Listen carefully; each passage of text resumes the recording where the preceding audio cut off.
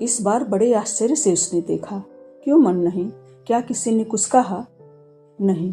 फिर मैं चुप हो गया था, किंतु सुहास अपलक मेरी ओर देख रहा था। तबीयत तो ठीक है ना? हाँ। फिर हो आना कल से, ज़्यादा नहीं तो थोड़ी देर के लिए ही सही। उस समय अधिक बहस न कर मैं चुप हो गया था। चौकीदार से कहकर उसने मेरे लिए ऊपर ही खाना मंगवा लिया था। अल्मुनियम की अपनी टिफिन कैरियर जैसी गोल बाल्टी में से बर्फ की तरह जमा हुआ घी निकाला।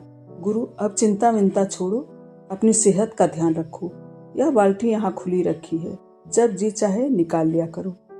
मेरे मना करने के बावजूद उसने चम्मच से ढेर सारा घी निकाल डाला था।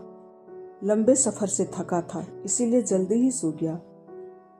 पर वह मेरी रैक से गीता रहस्य निकालकर रात को देर तक पढ़ता रहा। देवदार के घने वनों से ढका पहाड़, चोटी पर संगमरमर का एक विशाल भवन किले नुमा।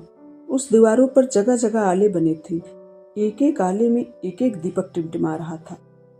मैं देख रहा था, पूरब दिशा से काला तूफान आ रहा है। एक अजीब सी डरावनी आवाज।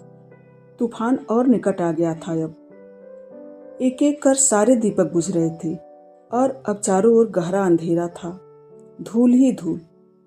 टिन की चादरें कागज के टुकड़ों की तरह आसमान में उड़ रही थी। पेड़ टूट टूट कर गिर रहे थे। भवन की दीवार के सहारे में खड़ा था। पास ही कहीं से कराहने की सी आवाज आ रही थी, बार बार, लगातार। तभी पता नहीं कहाँ से दौड़ती हुई एक छाया से निकल गई थी, तुम्हारी जैसी, उस दिशा की ओर जहाँ से कराहने का करुण स्वर आ रहा था। अब मुझे संगमरमर की दो प्रस्तर प्रतिमाएं दिखलाई दे रही थी, खंडित, चूर चूर। उस समय मेरे आश्चर्य की सीमा न रही जब पत्थर की टूटी बांह से लहू गिरता दिखा था।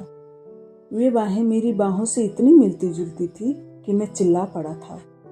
मेरी पलकें खुलाई थी। मैं पसीने से बुरी तरह नहाया हुआ था। मेरा बायां हाथ मेरे सीने पर पड़ा हुआ था। दम घुट सा रहा था। रजाई से मुंह बाहर निकाल कर देखा, अभी अंधेरा है। सुहास गहरी नींद सो रहा है, पर अब मैं सो नहीं पाया। बगल से गुजरती तुम्हारी छाया अब तक भी मुझे साफ दिखलाई दे रही थी और साफ सुनाई दे रही थी वह कराहने की आवाज। मेरी बाहों में कितनी पीड़ा हो रही थी, जैसे टूटकर गिर पड़ी हो। सचमुच दूसरे दिन काठ की सीढ़ियों पर पांव रपट पड़ने के कारण मेरा बायां हाथ टूट पड़ा था। अंधविश्वासों पर मेरी आस्था नहीं। सपनों का विश्लेषण मैं वैज्ञानिक तरीके से ही करता रहा। फिर यह सब क्या? मैं स्वयं अचरज में था। मुझे लगने लगा कहीं तुम्हारा वह सपना भी सत्य घटित न हो पड़े। आज सोचता हूँ, जो कुछ हुआ वह सब सच नहीं था तो उसे झूठ की संज्ञा भी नहीं दी जा सकती ना। क्रांथविट हॉस्पिटल के बाहर वाले कमरे में तुम्हारी अंकल प्लास्टर चढ़ा रही थी, सफेद पट्टी सी बांध रही थी। सुहास मुझे सहारा दे रहा था। खिड़की से पीछे खड़ी डबडबाई आंखों से तुम कुछ खोज रही थी।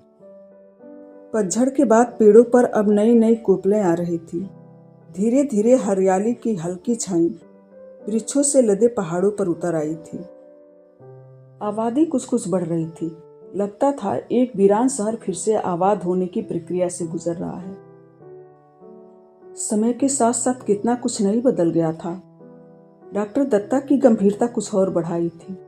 श्रीमती दत्ता का अब अधिक समय भजन कीर्तन में बीतने लगा था। किसी आश्रम के अधिष्ठाता स्वामी जी को वह इन दिनों दर्शनीय पर्वतीय स्थलों की सैर करा रही थी। अब 7 ताल में थी। सुहास हॉस्टल में कम, ब्लू कॉटेज में अधिक रहने लगा था। न चाहते हुए भी मैं अब तक तुम्हें नियमित रूप से पढ़ा रहा था। जब तक मेरे हाथ में पट्टी बंधी रही, तुम्हारी पलकें उसी पर अटक जाती थी। तुम्हारी आंखों में तब कितनी घनीभूत पीड़ा उभर पड़ती थी। तुम्हारा दर्द अपनी पीड़ा की अपेक्षा तब मेरे लिए कितना असह्य हो जाता था, उसकी गहराई तक तुम शायद कभी जा न पाई थी। तभी तो एक दिन तुम कह रही थी, आप अब वह नहीं रहे जो पहले थे कभी। मुझे हर बार आपको देखकर यही लगता है कि आप मात्र कर्तव्य पूरा करने के लिए यहाँ आते हैं। मुझे पढ़ाना आपको रंच मात्र भी अच्छा नहीं लगता।